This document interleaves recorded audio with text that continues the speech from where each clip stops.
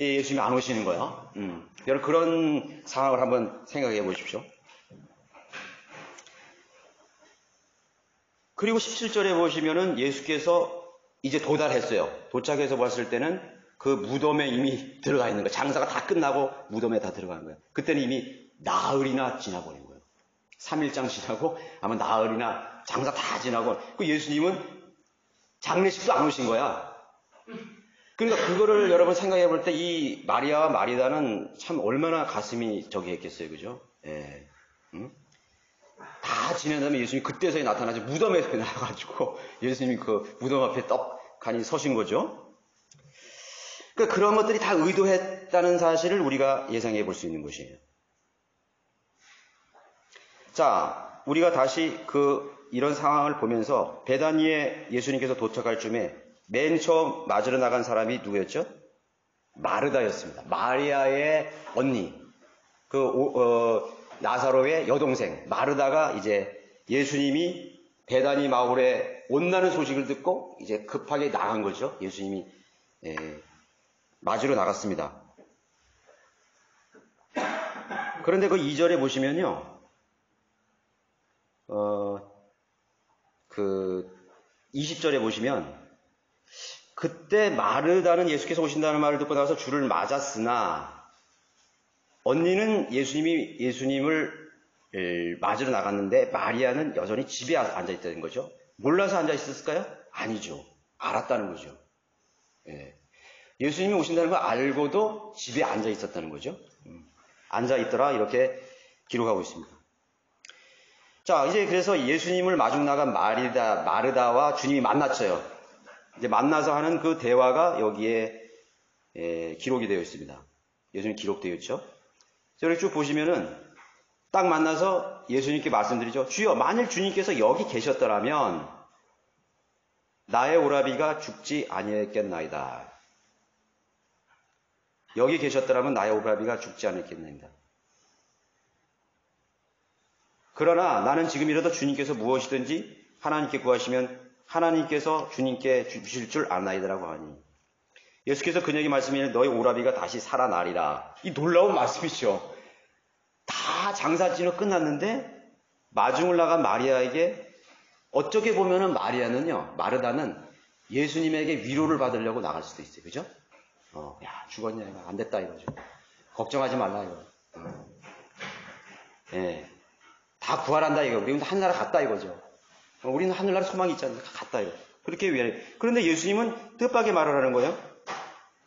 마지막 날의 부활로 너의 오라비가 다시 살아나리라는 말을 마리다는 다시 부활하는 걸로 알아들은 것이에요. 그리고 25절에 예수께서 그녀에게 말씀하시기를 나는 부활이요 생명이 나를 믿는 자는 죽어도 살 것이요. 이 유명한 말씀을 하는 거예요. 이 많이 인용하죠. 나는 부활이요 생명이라. 이 말씀을 마르다에게 하고 있는 것입니다. 그리고 다시 살아나리라고 말하는 것입니다. 그때 마르다의 반응이 뭐였죠? 27절에 그 말을 듣고 그 마르다가 예수님께 말한 대답은 그래서 이렇게 말하겠어요. 예수님이 내가 이것을 믿느냐? 마르다에게 물었어요. 이걸 믿느냐니까 그녀가 예수님께 말씀하는 약간 주저했을 거예요. 너의 오라비가 살아나는 걸 너가 믿느냐? 그러니까 27절에 예 주여 나는 주께서 세상에 오신 그리스도 곧 하나님의 아들이심을 믿나이라고 하니 동문서답이죠. 그쵸? 나는 부활이고 생명이고 너희 오라비가 살아나리라 이렇게 했는데 죽어도 살 것이요 살아서 믿는 나를 영원히 살리라고 말했는데 동문서답하는 거예요. 예수님의 신분에 대한 믿음을 갖는 거예요. 아, 주님은 그리스도의 하나님이심을 내가 이미 다 믿고 있습니다. 내가 다 믿고 있습니다. 그렇게 대답을 하고 있는 것이에요. 좀 예수님의 물음에 대해서 좀 불분명한 대답을 하고 있는 것이죠. 그리고 싹 돌아서서 동생애로 가는 거죠. 이런 말을 한 후에 가서 자기 동생 마리아를 은밀히 공개적으로 부르잖아요. 은밀히 불러서 예수님께서 자기에게 했던 말을 전하는 게 아니라 선생님이 오셔서 너를 부르신다. 그런 말 했어요, 안 했어요? 안 했다고요. 그런 말 안 했어요. 그러니까 마르다는 예수께서 자기의 한 말을 믿었어요, 안 믿었어요? 안 믿었죠. 만약에 그것을 믿으면 엄청난 쇼크였을 거예요. 예. 이거는 정말 놀라운 소식이야. 그래서 의기소침하고 시물에 빠진 그 사랑하는 오라비를 잃은 그 자신의 여동생에게 이 소식을 전했을 거야. 야, 걱정하지 마라. 예수님이 오셔서 우리를 살려줄 거야. 우리 오빠 살려줄 거야. 걱정하지 마라. 분명히 얘기했어. 그래서 나오라고. 막 아주 그냥 이렇게 흥분이 돼가지고 이렇게 했을 텐데, 마르다는 예수님이 하신 말씀을 한 귀로 듣고 한 귀로 흘린 것이에요. 그러니까 예수님이 하지도 않은 너를 부르신다 이렇게 말한 거예요. 그러니까 자기도 뭐 난처하죠. 예수님께서 그런 말씀을 하시고 자기가 어떻게 반응해야 될지는 모르고 황당하는 말을 듣고 있을 때 할 말이 없으니까 예수님 너를 오신다 이렇게 했습니다. 그랬을 때 마리아가 그 말을 듣고 어떻게 했어요? 급히 일어나 주께로 오더라. 급히 일어나 주께로 오더라.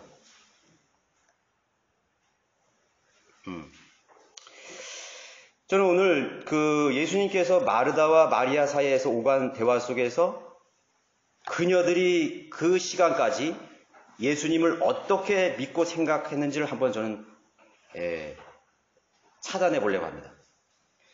또 예수님께서 죽은 나사로의 무덤에서 드러낸 모습, 보이신 그런 반응에 대해서, 그리고 마지막으로 이 사건의 목적과 교훈을 한번 간단하게 짚어보려고 하는 것입니다. 첫 번째로 마르다와 마리아는 예수님이 누구신지 모르고 있었습니다. 예수님을 사랑하고 예수님도 그들을 사랑했지만은 그녀들은 예수님을 모르고 있었어요. 우선 마르다가 주님의 말씀을 귀담아 듣지 않았다는 점에서 그걸 볼 수 있어요. 너의 오라비가 다시 살아나리라. 나를 믿는 자는 죽어도 살 것이다. 내가 믿느냐에 대한 대답은 단지 예수님의 공적인 신분에 대해서만 고백하고 있는 거예요.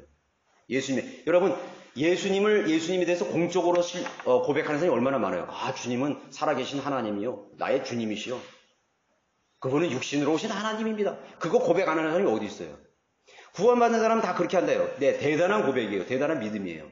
그건 성령이 아니시고는 그런 고백이 나올 수가 없어요. 그럼에도 불구하고 그들은 예수님이 누구신지 모르는 거예요. 하나님을 몰라. 예수님을 몰라요.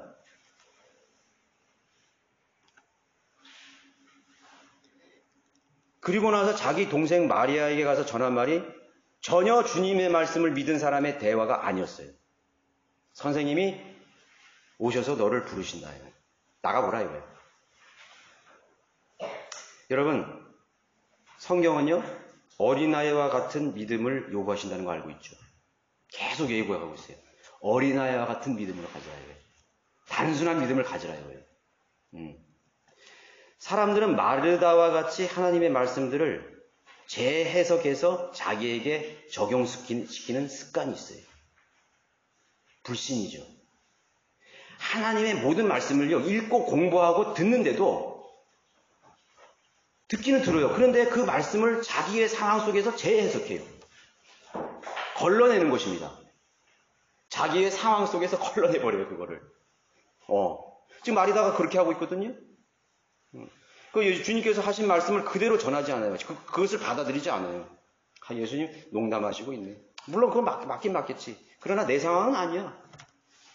그건 아마 우리가 부활할 때 먼 미래에 우리가 다 죽어서 무덤에 다 들어가서 주님께서 재림하실 때 우린 다 부활한다 이거야. 그걸 그렇게 재해석하는 것입니다.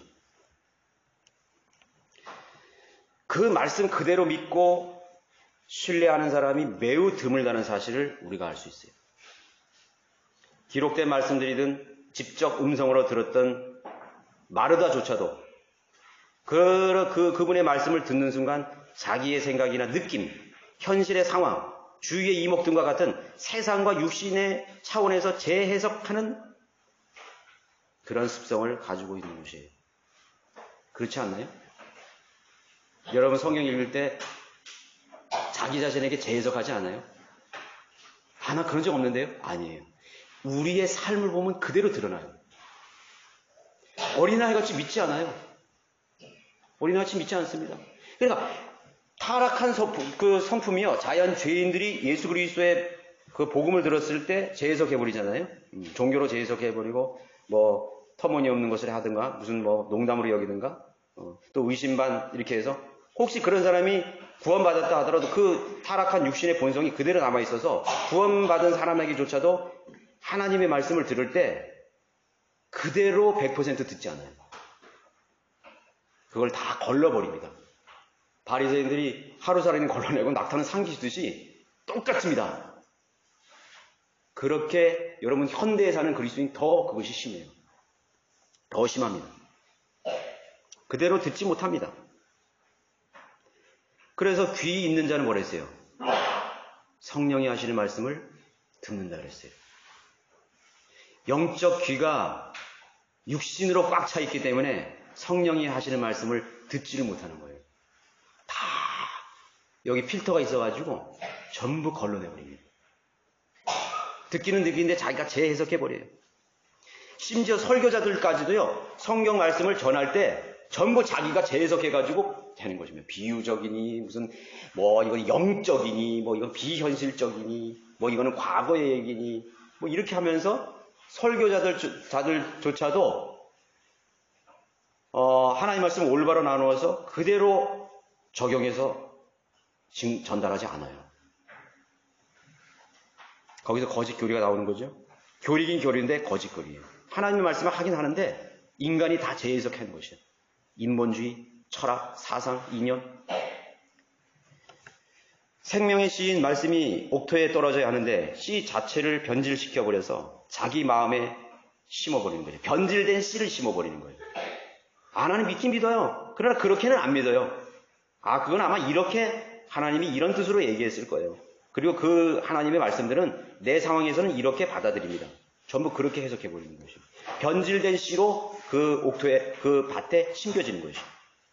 성경 변개의 죄라는 것은요, 우리 속에서도 계속 벌어지고 있다는 사실을 알아야 돼요. 물론 문자적인 성경 변개가 있었어요. 그렇죠? 마귀는 성경 말씀을, 기록된 말씀을 변개시켜요. 그러나 이 성경이 있는데도 불구하고 또 마귀는 어떻게 하냐? 우리에게 속삭이는 거예요. 야, 그거 진짜 그렇게 믿지 마라 이거야. 야, 그거 너 믿었다가 너 망할라 그러냐 이거야. 너 바보 병신되고 너 미친 사람 취급되면 어떻게 해달라는 거냐 이거. 마귀가 그렇게 속삭여. 그러면 어떻게 돼요? 그 말씀을 또 내가 마음속에서 변개시켜버리는 것입니다. 그게 성경 변개예요. 또 다른 성경 변개가 우리의 속에서도 계속 일어나고 있는 거예요. 그러니까 어떻게 돼요? 아무리 말씀을 들어도 변화가 없는 것입니다. 예수 그리스도를 몰라요. 하나님을 모르고 있어요. 얼마나 많은 시간을 주님과 함께 있었습니까? 마르다 마리아. 얼마나 가까웠습니까? 얼마나 사랑했습니까? 그럼에도 예수님을 모르고 있었다는 거죠.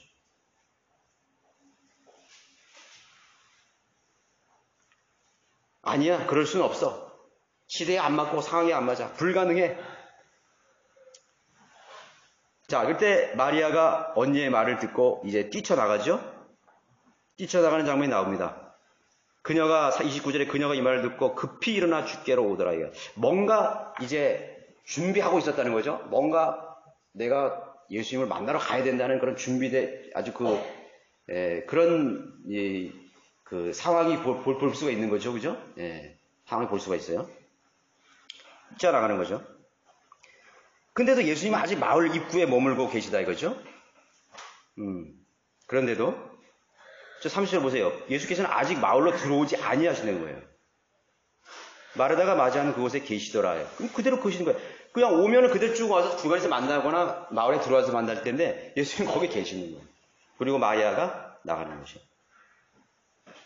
주위에 있는 사람들은 유대인들이 그녀가 나가서 무덤에 가서 같이 울러 간다. 그렇게 생각을 했던 것이죠.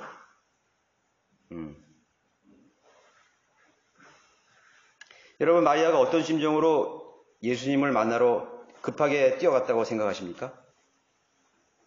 한번 생각해 보세요. 마리아가 급하게 예수님께로 뛰어나갈 때 어떤 심정으로 뛰어나갔다고 생각하세요? 저는 이거 가만히 한번 생각해 봤어요. 반가워서? 아, 예수님이 오시니까 뭔가 일어날 것이라고 생각했을까요? 아니죠. 그런 생각을 했을 리가 만무하죠. 그렇다면 벌써 갔겠죠. 그러면 위로를 받기 위해서 나갔을까요? 위로를 받기 위해서? 이거 위로를 받는 차원이 여기는 아니에요. 이미 상황이 다 종료되었던 것이죠. 조금만 우리가 생각해 보면요, 마리아는요, 사실 예수님께 대해서 매우 섭섭한 마음을 가졌을 것이라고 봅니다. 그 서운한 마음은 급기야 뭘로 변해요? 원망으로 충만해졌습니다. 분노했어요. 마리아는 아마 분노했을 거예요. 아니, 내 오빠가 병들어 죽는다는 소식을 이미 나흘 전에 다 그렇게 소문을 모르는 사람이 없었어. 그걸 이미 다 얘기해. 그리고 좀 제발 오라고 그랬어. 얼마나 오라고 그랬을 거예요. 아프다 이거예요. 그리고 얼마나 그 시간들을 기다렸겠어요. 임종의 시간, 자신의 그 오라비가 죽어가는 그 마지막 숨을 쉬는 그 순간까지 예수님이 나타나기를 얼마나 기다렸겠어요. 그래서 죽었어요. 장례식도 안 났다. 지금 난리야, 지금 막 그냥 난리야.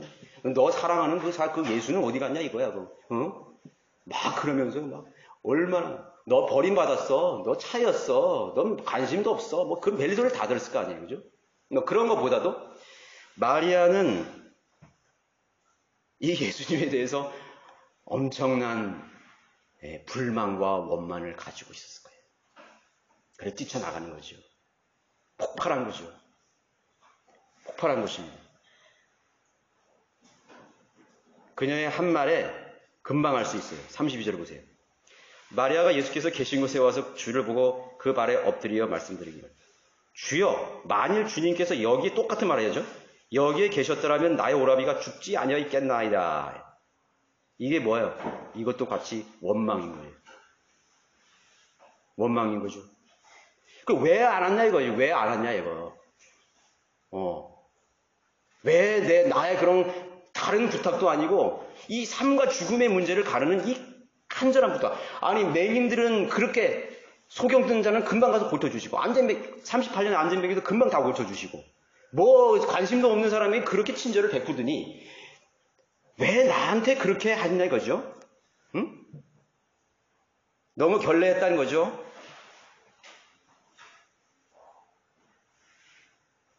금방 알 수 있죠.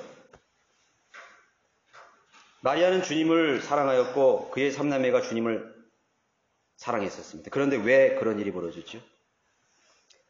그런 비극과 불행을 방관하셨을까요? 어째서 예수님은 무관심했습니까? 마리아가 그렇게 묻고 싶은 거죠. 원망, 불평, 분노, 의문을 표출했는 거죠. 마리아의 말에서 우리는 예수님의 능력에 대한 한계를 발견할 수 있습니다. 여기 계셨더라면이죠. 이미 벌어지고 지나버린 상황은 해결할 수 없는 분으로 취급해버리는 거예요. 다 지나갔어요. 이제 끝났어요. 뭐하러 왔습니까, 여기? 뭐 죽은 무덤 구경하러 왔습니까? 막 그런 심정이었을 거예요. 당신은 나의 불행을 즐기려고 그러는 겁니까? 나의 이 고통을, 당신은 구경하는 그런 구경꾼으로 왔나요? 그렇게 마음으로 원망할 수 있었습니다. 그리고 미래에 벌어질 불행에 대해서 전혀 예상하지 못하는, 그래서 현재의 문제, 죽음의 문제 앞에 아무것도 할 수 없는 분으로만 알 뿐, 그런 사실을 마리아는 표출해내고 있는 것입니다. 그런 것을 암시해내고 있는 것입니다. 당신은 앞으로 일어날 일에 대해서 아무것도 모르죠? 다 절망적인 이 상황을 당신은 비바꿀 수 없죠? 그렇군요. 당신은 그런 사람이었군요. 그런 원망이 있겠죠. 마리아가 알았던 예수님에 대한 한계예요.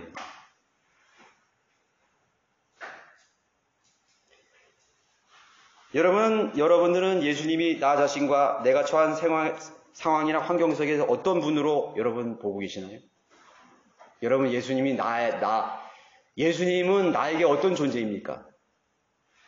생각해 보셨어요? 예수님은 어떤 분이시죠? 나의 삶의 어떤 분이시죠? 나의 과거와 현재, 미래에 대해서 예수님은 어떤 부분까지 여러분들의 삶에 개입할 수 있겠다고 여러분 생각하십니까? 그분은 손도 못 대시는 분이에요. 그렇게 생각하고 있는 거예요. 모든 것이 우연이야. 주는 그리스도의 살아계신 하나님의 아들입니다로 끝나 버렸습니다. 그것이 마리아의 믿음의 한계였어요. 마르다의 한계였습니다. 그래요. 주님은 하나님의 아들이시죠. 그리스도입니다. 그것이 우리의 믿음의 한계예요. 예수님의 신분에 대한 믿음, 과거에 행해진 경이로운 이적들과 은혜를 베푸셨던 그런 존재로만 믿고 있습니다. 그건 다 다른 사람의 얘기잖아요. 그죠? 안진뱅이를 고치고, 눈먼 자를 일으키게 하고, 5,000명을 먹이시고, 그게 다 과거 아니에요. 다른 사람의 얘기 아니에요. 그죠?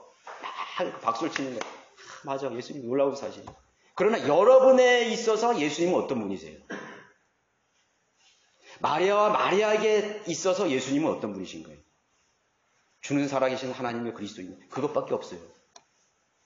그것밖에 없다니까요. 자, 얼마나 우리는 마리아처럼 왜 주님은 문제를 보고만 계셨습니까? 라고 탄원합니다. 왜 못 본 척 하셨습니까? 이런 결과를 알고 계셨으면서 왜?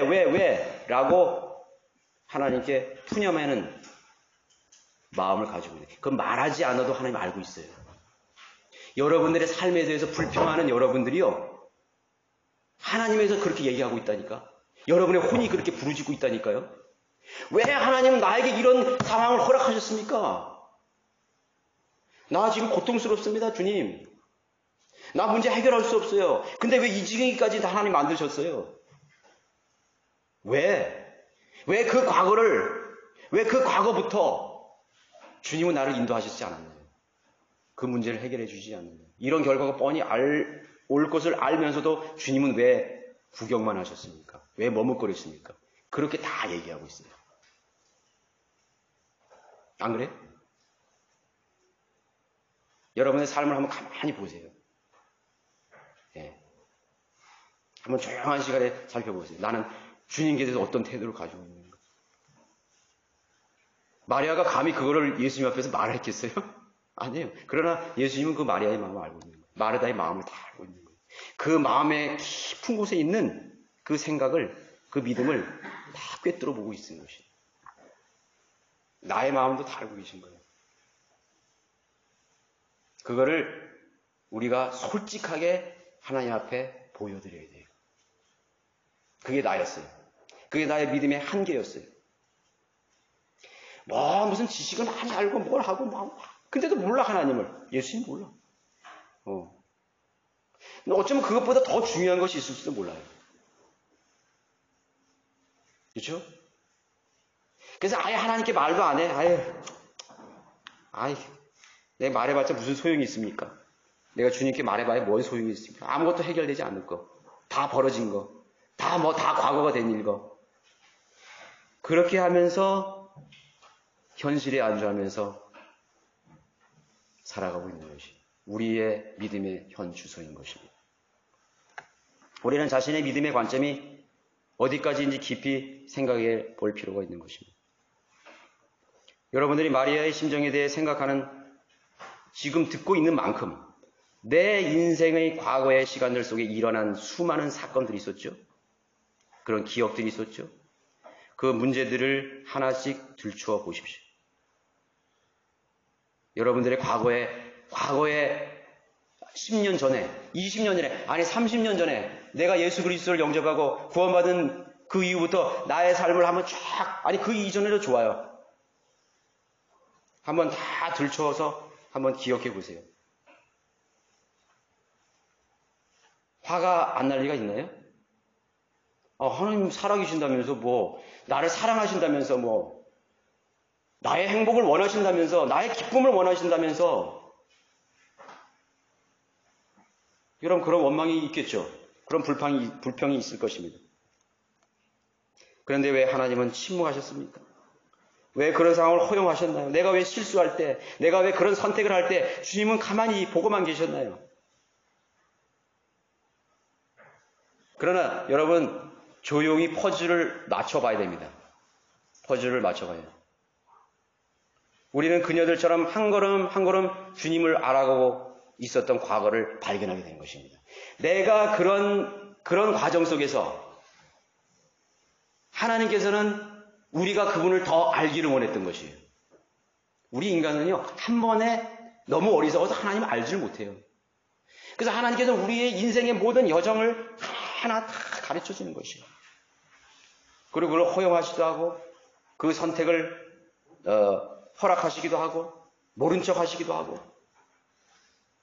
우리의 완고한 고집들, 그죠? 우리의 믿음 없는 삶들. 마리아와 마리는 이제 예수 그리스도를 더 알아가는 그런 정점의 순간에 와 있습니다. 주님은 그것을 원했던 거죠. 지금도 역시 그분의 놀라운 인도하심에 의도와 목적과 뜻을 알아차리지 못했다면 곤란한 것입니다. 하나님이 나를 왜 그렇게 인도하셨는지를 마리아처럼 되짚어 봐야 되는 것입니다. 자, 두 번째는 예수님의 눈물의 의미는 무엇이었는가? 예수님께서 세상에 계실 동안에 무엇에 대해서 여러분 슬퍼하셨는지 아십니까? 막 가난한 사람, 막 헐벗고, 막 가난한 사람, 그런 것 때문에 막 슬퍼하셨을까요, 예수님이? 아우, 너무 불쌍하다, 막 동정심이 생기고, 막. 아니요. 전혀 관심이 없어요, 예수님은. 가난한 데서. 로마의 박해 속에서 억압받는, 그때 얼마나 많은 사람들이 죽었어요. 로마의 황제 장군들이 와서 막 죽이고요, 막 엄청나게 죽였다니까요. 예. 그 로마의 폭군들이 와가지고 그 식민지 시절에 그 잔인한 로마의 제국의 발 앞에 얼마나 완전 노예처럼 살았던 거예요. 그거에 대해서 예수님이 슬퍼하셨을까요? 질병, 병들고, 안진뱅이, 절름뱅이, 못 보는 사람, 38년 된 중풍병, 그런 거에 대해서 여러분 예수님이 슬퍼하고 고통스러워 하셨을까요? 사회나 민족의 문제, 정치의 문제, 인종 갈등, 그러셨을까요? 주님께서 나사로의 무덤 앞에서 우신 까닭은 33절에 답이 있어요. 예수님께서 슬퍼한 단 하나의 이유를 33절에 답을 하고 있어요. 그때 예수께서 그녀가 울고 있는 것과 그녀와 함께 온 유대인들도 우는 것을 보시고 영으로 신음하시며 괴로워하시다가 영으로 신음하시며 고통스러워한 예수님이 그렇게 고통스러워할 만큼의 상황이 어떤 상황이었을까요? 그리고 35절에 나와 있죠. 예수께서 우시더라. 여러분, 예수님께서 영으로 신음하시고 괴로워하셨다는 것은요, 굉장히 깊은 시름입니다. 깊은 괴로움입니다. 그리고 급기야는 예수님은 눈물을 참지 못했어요. 하나님의 아들이 오신, 육체로 오신 그 예수님께서 눈물을 참지 못했어요. 눈물 쏟으셨어요. 나사로가 죽었기 때문에 그랬을까요? 다른 사람 다 그렇게 생각했을 거야. 모든 사람이 다 그렇게 생각했어요. 그러나 예수님은 어떤 모습을 보고 신음하셨어요?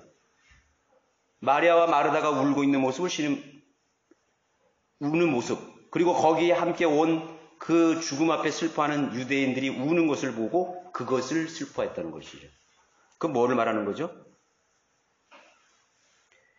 모든 인생의 마음속 깊은 곳에 자리 잡고 있는 절망을 보셨습니다. 절망을 보셨어요. 모든 사람의 마음에 숨겨진 그 절망을 보고 예수님은 고통스러워하셨어요. 그 절망을 보셨을 때 주님은 괴로워하셨습니다. 그리고 우셨습니다. 여기뿐만 그런 게 아니에요. 예루살렘, 베세다, 여리코, 예수님은 신음하셨어요.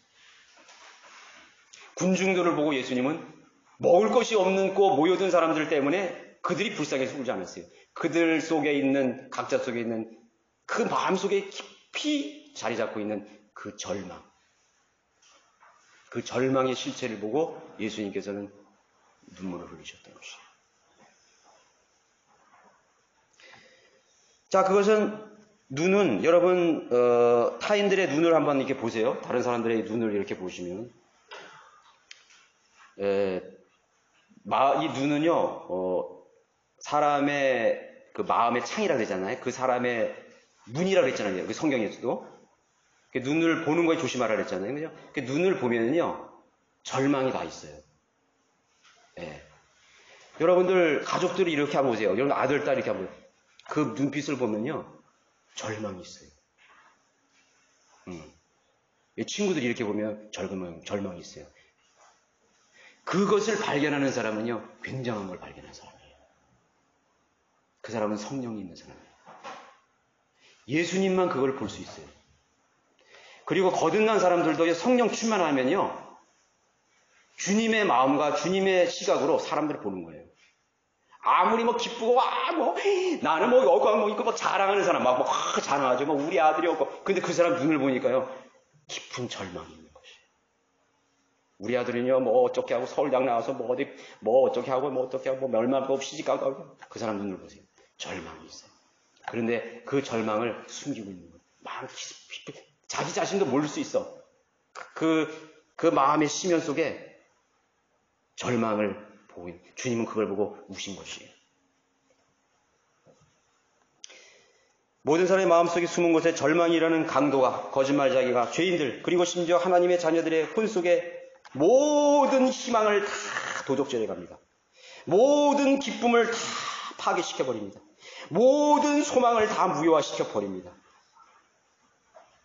왜 우리 안에 그리스도의 희락과 화평과 평강이 오래가지 못하죠? 절망이라는 강도가 우리 마음속에 깊이 있어서 우리의 모든 평강과 기쁨을 송두리째 다 벗어간 것입니다. 순식간에 다 파괴해버린 것입니다. 제거해버립니다. 자, 유대인들이 여러분 그 이스라엘 백성들이 조상들 저부터 지켜오던 그 전통이 있었죠. 규례들 그 모세의 오경을 비롯한 수많은 그 출애굽기와 레위기 민수기에 있는 기록들, 희생제, 번제, 무슨 속건제 이런 게 있죠. 그 뭐를 말하는 거죠? 뭘 말하는 거예요? 인간은 안 된다 이거예요. 인간은 100번 해도 하나님 만날 수 없다는 거예요.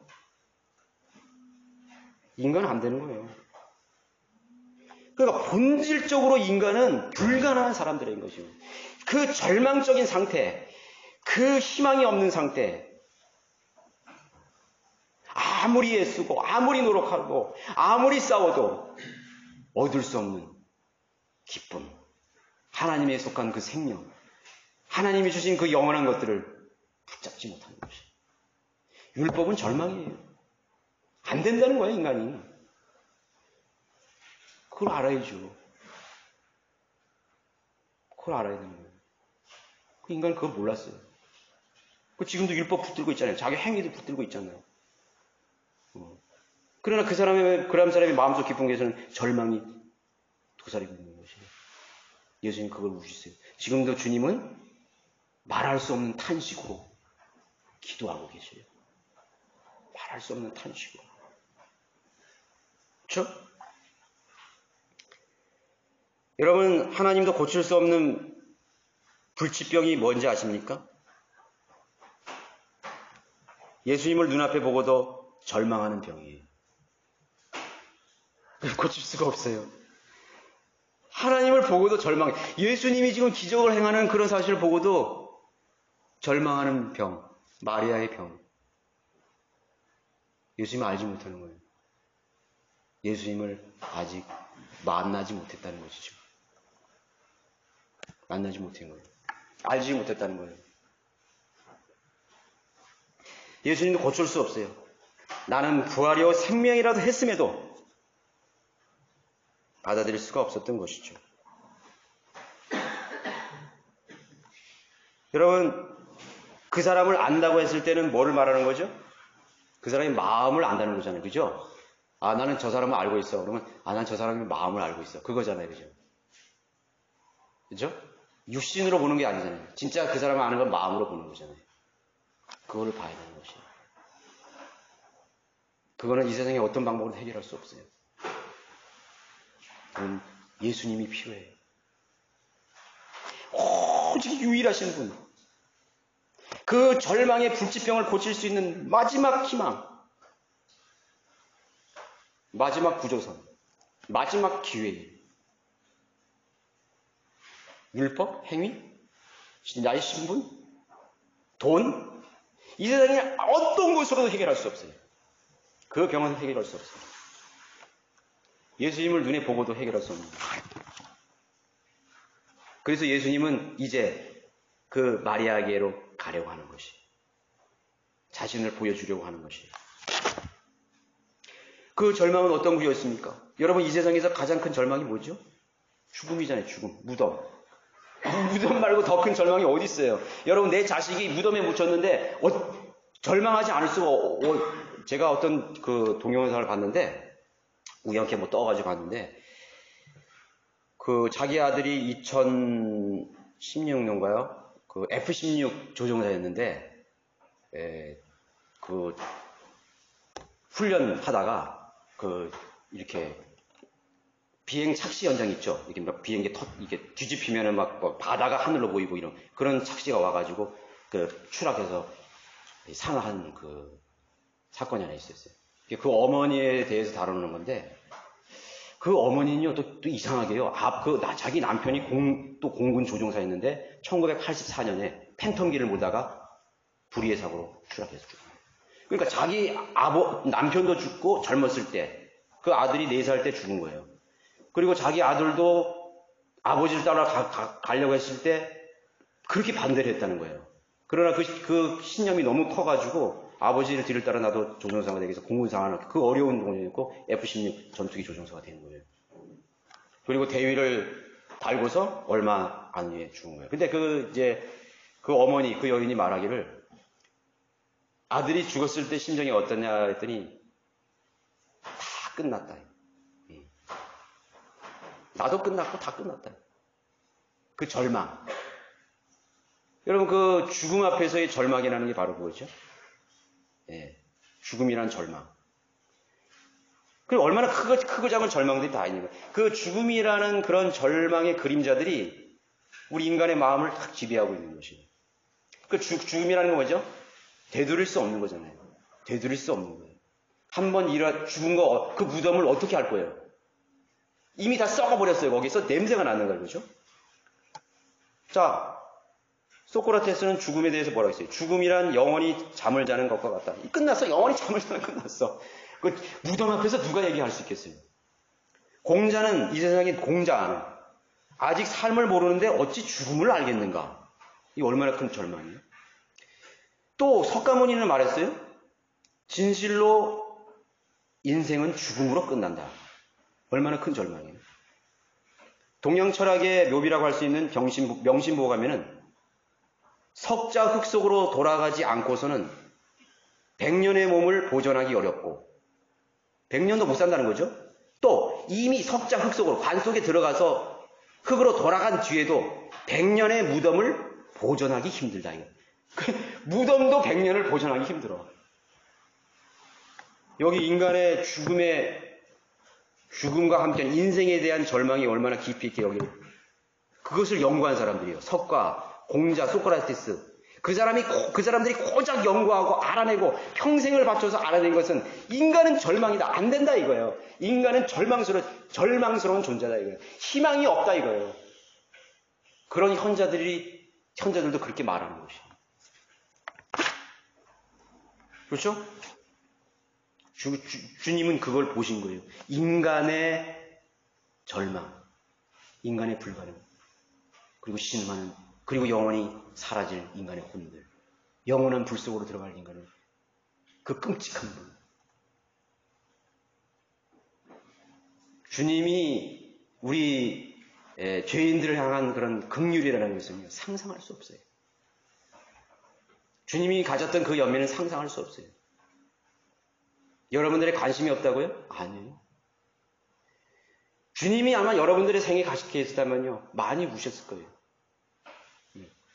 많이 우셨을 거예요. 마르다 앞에서 우셨던 것처럼, 그 유대인 군중 앞에 우셨던 것처럼, 내가 어떤 이 현실에서 당하는 그런 것 때문에 우신 거 아니에요. 그 절망, 그 희망이 없는 절망 앞에 무릎 꿇는, 패배해버리는 그런 인간의 모습들, 그런 모습에 주님은 슬퍼하신 것이에요. 세 번째로 죽음 무덤보다 더 큰 좌절은 없지만 주님은 무덤의 문제들조차 해결하셨다. 보여주셨습니다. 하나님의 영광이라는 것은 그 무덤 앞에서 증명이 되는 것입니다. 하나님께서 여러분들을 왜 절망하게 만드실까요? 그것은 예수님이 마르다와 마리아를 기다린 것과 똑같은 것이에요. 내가 너의 절망 앞에서 내가 유일한 희망이라는 사실을 알게 해주겠다. 나는 다른 의사들하고 다르다 이거예요. 나는 다른 현자들하고 다르다 이거예요. 나는 너희들의 그 근본적인 문제를 해결해 주는 하다 이거예요. 그래서 예수님을 만난 사람은 절망하지 않습니다. 절망에서 다시 소망을 가지게 되는 것입니다. 침울하고 우울하고 그 어두운 그 나의 마음을 밝은 빛으로 나를 비추시는 위대하신 하나님이십니다. 그거를 보여주는 것이죠. 예수님은 그 후에 나사로를 살리는 장면은 아무런 제약이 없었어요. 나사로야, 나오너라. 그거를 이교도 그런 제사장처럼 몸을 핥히고 재물을 드리고 그냥 난리를 치고 그렇게 하겠어요? 거기다 문을 붓고 거기다가 불을 피우고 재물을 드리고 막 난리를 치고 말이야. 고함을 지르고 통성기도 합시다. 우리 여러분 통성기도 합시다. 하고 그렇게 했겠어요, 예수님이? 아니잖아요. 그런데 왜 그렇게 해요? 힘으로도 안 되고 능으로도 안 되고 군대로도 안 되고 이 세상에 어떤 것들로 돈으로도 안 되고 아무것도 안 되는 것이에요. 예수님으로 충분한 것입니다. 예수 그리스도께서 여러분들의 마음속에 충만하면요, 여러분들은요 하나님께 감사하실 거예요. 나의 고통을 감사하고 나의 상황을 감사하고 오히려 내가 겪었던 그 절망에 대해서